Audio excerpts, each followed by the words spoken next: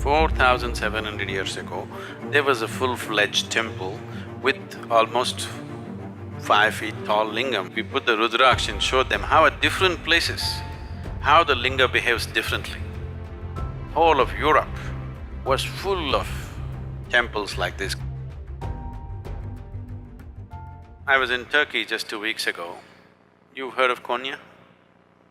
Outside in the garden, so many broken pieces, huge faces, half faces, all kinds of things. Old temples all broken and made foundation stone.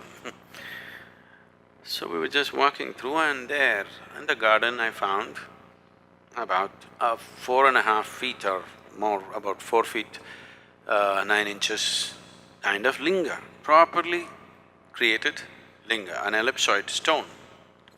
So, wow.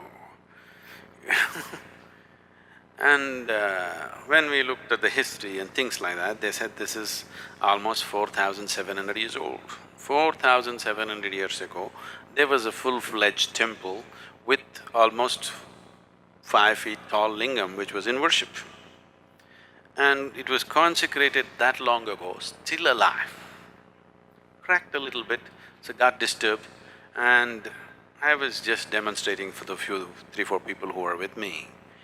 Every point in the linga is different. Different points in the linga are differently done, beautifully done piece. Whoever worked on it, they knew what they were doing, not rudimentary job, very subtle work. Still alive, 4,700 years, thrown out in the garden, not worshipped, still alive because of little bit of cracks that have happened. Some disturbances happened to the whole thing, but still there. I just demonstrated, I felt this, and then because they had to see, we put the Rudraksh and showed them how at different places, how the linga behaves differently. So, this work has been done in the past plenty, but when when my way or no way attitude came, these things were all razed to the ground in many ways. Otherwise, whole of Europe was full of temples like this, consecrated spaces like this.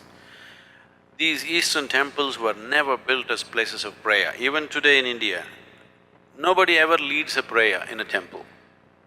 You're not supposed to pray or worship, but you're just supposed to sit there and come. The idea was people will go and sit there and benefit. This is how a temple was created. No priest, no prayer.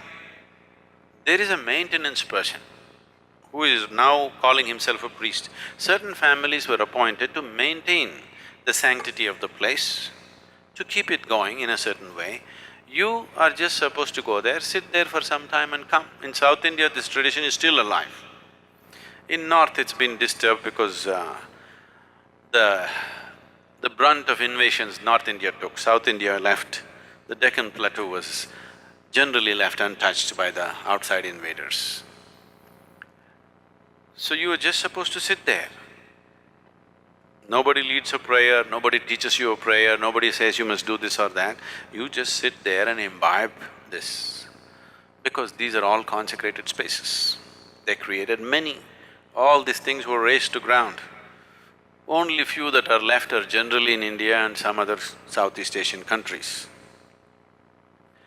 Otherwise, whole of Arabia and Europe were full of consecrated spaces.